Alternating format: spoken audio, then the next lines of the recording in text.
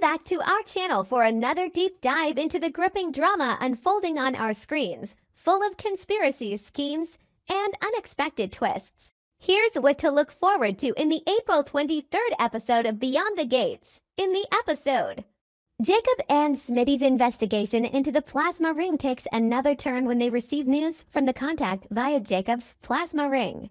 This sends them into a panic. Let's find out what happens next. This content is for informational purposes only. Thank you for your interest. The psychological landscape of Jacob is currently a desolate wasteland of paranoia and mounting desperation. His undercover mission, initially a calculated maneuver to dismantle a sprawling cybercrime syndicate, has morphed into a suffocating nightmare that threatens to consume his very identity. Every waking moment is spent walking a razor-thin tightrope, where a single misplaced move or a fleeting look of hesitation could result in catastrophic consequences. The burden of maintaining this elaborate facade is fracturing his psyche, leaving him trapped in a perpetual state of hypervigilance. The shadows of the criminal underworld are closing in rapidly, and Jacob's overwhelming desire to terminate this assignment is driven not just by duty, but by a primal, desperate need for self-preservation. This simmering internal panic is violently exacerbated by Ren's recent, unprovoked assault on Rashad. The sheer brutality of the attack serves as a horrifying wake-up call for Jacob, entirely shattering any lingering illusions he harbored of the predictability of his adversaries. Ren's actions are a chilling testament to the volatile nature of the syndicate, sparking a frantic internal debate within Jacob. He is tormented by the terrifying ambiguity of Ren's motives. Was this savage beating a spontaneous eruption of uncontrollable rage, or a cold, calculated move to permanently silence a witness who knew entirely too much? The uncertainty is a corrosive acid eating away at Jacob's resolve, forcing him into a corner where every potential reaction feels like a fatal misstep. In stark, maddening contrast to Jacob's palpable dread stands Smitty, whose reckless addiction to the adrenaline of the chase is pushing them both toward an inescapable abyss. While Jacob is acutely aware of the lethal stakes, Smitty operates under a dangerous delusion of invincibility, treating this high-stakes investigation as a thrilling game. Jacob's frustration with his partner has metastasized into a deep, burning anger. Despite being offered numerous avenues of escape, Smitty obstinately refuses to abandon the pursuit, blindly charging forward into the darkness. This profound disconnect between the two men is creating an agonizing rift, as Jacob watches helplessly while Smitty's naive bravado threatens to drag them both into a violent and unforgiving trap. The tension reaches an unbearable crescendo when Ren delivers a piece of news so devastating that it instantly plunges both Jacob and Smitty into a state of absolute, paralyzing panic. This is the exact moment the ground crumbles beneath their feet. The information Ren wields is a loaded weapon aimed directly at their most vulnerable secrets. There is a suffocating fear that Jacob's true identity has been irreparably compromised, leaving him entirely exposed to the wrath of the syndicate. Alternatively, the news might carry a far more sinister implication, perhaps revealing the dark truth behind the vicious stabbing of Grayson. Whatever the revelation entails, it effectively traps Jacob and Smitty in a terrifying psychological prison, forcing them to confront the horrifying reality of their situation. Meanwhile, a different kind of psychological torment is tearing Ashley apart from the inside out. She finds herself trapped in a labyrinth of doubt, standing on the precipice of a heartbreaking dilemma that threatens to destroy her entire world. The man she loves is suddenly shrouded in a thick, impenetrable fog of suspicion. Grayson's current, precarious circumstances, recovering from a brutal and mysterious attack, should elicit unwavering sympathy and devotion. Instead, Ashley is consumed by a cold, creeping dread. The realization that Grayson has been meticulously hiding monumental secrets from her is a profound betrayal that cuts to the very core of her being. Her love is rapidly curdling into a toxic mixture of anger, confusion, and profound sorrow.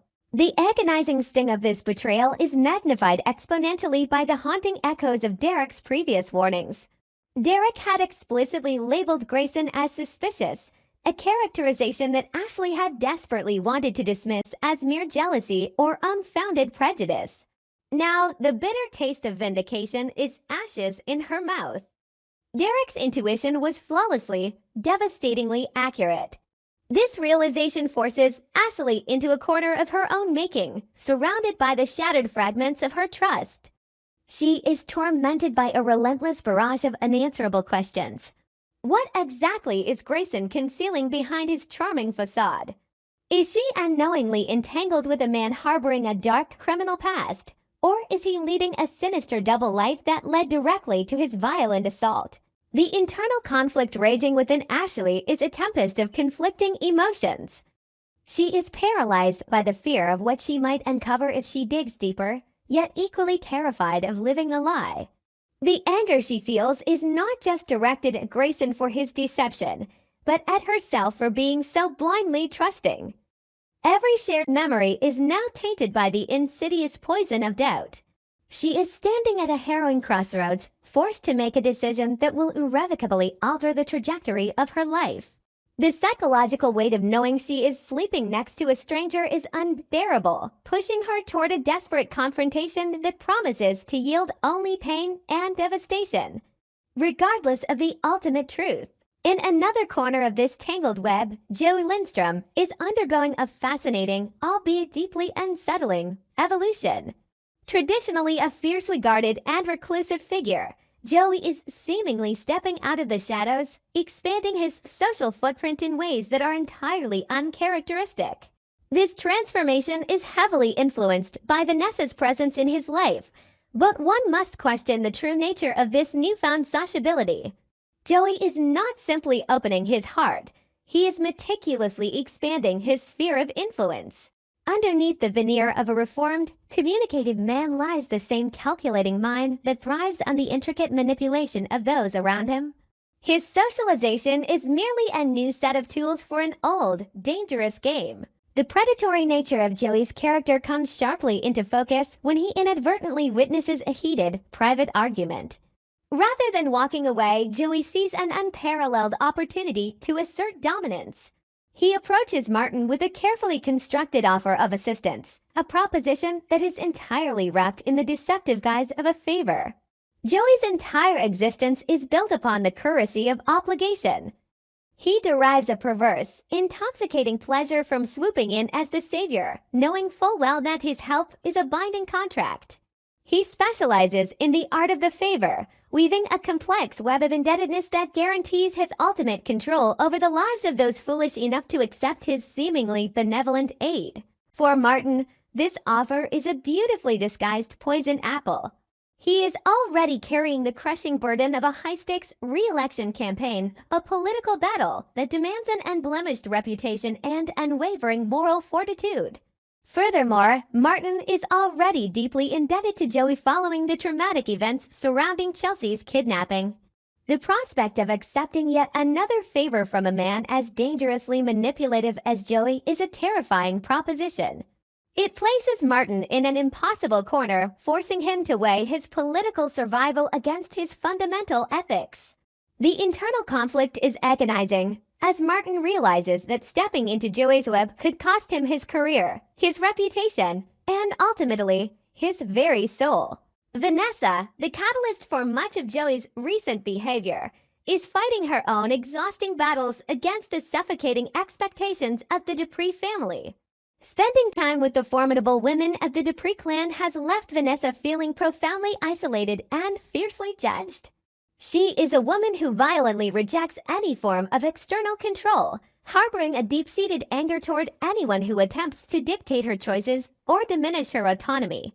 Yet, in a striking display of hypocrisy, she simultaneously exerts an immense amount of energy trying to control and curate Joey's public image. This glaring contradiction is a source of immense internal friction, leaving Vanessa emotionally raw and desperately searching for solid ground. Driven by this overwhelming need for validation and guidance, Vanessa seeks out Anita during an unexpected visit. She is desperate for the matriarch's wise counsel, hoping to find a beacon of clarity amidst the chaotic storm of her own insecurities. However, Vanessa's defensive posture makes her entirely unreceptive to genuine criticism. She approaches Anita not with an open heart, but with a tightly coiled spring of resentment, ready to strike back at the slightest hint of disapproval. The encounter is fraught with unspoken tension, a delicate dance between Vanessa's desperate need for maternal wisdom and her fierce, unyielding refusal to be subordinated by the very family she is trying so desperately to navigate. While the younger generation wrestles with their self-inflicted dramas, a profound and quiet tragedy is unfolding for Vernon. For months, he has been the unwavering pillar of strength, the stoic rock upon which Anita leaned during her harrowing battle with cancer. His devotion was absolute, a testament to enduring love in the face of mortality. But the relentless toll of caregiving has drained him of his vitality. Now, a new, insidious terror has taken root. Vernon is experiencing alarming cognitive lapses, terrifying moments of forgetfulness that strike at the very core of his identity. The agonizing fear that he is losing his mind, slipping away into a void of forgotten memories, is a deeply personal, silent torment that he bears completely alone. Driven by a desperate need for answers, Vernon turns to Madison, a neurologist who is soon to be woven into the fabric of his family. However, Madison is carrying her own crushing burden of anxiety, currently fighting a devastating malpractice lawsuit that threatens to obliterate her professional life.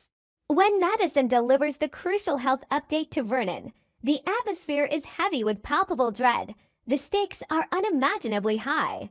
Is she sugarcoating a catastrophic diagnosis to spare the family further agony, or is she genuinely delivering good news? The profound tragedy lies in the possibility that just as Anita fought so fiercely to survive, the family's steadfast anchor might be irreparably lost to the cruel ravages of a declining mind.